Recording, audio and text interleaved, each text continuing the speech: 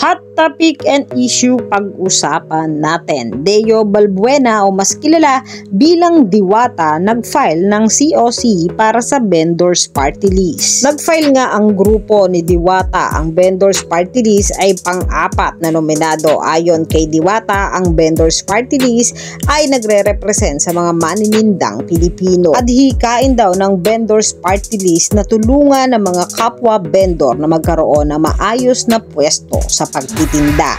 Nakilala naman si Diwata dahil sa pares na kanyang tinitinda na dinumog ng maraming tao.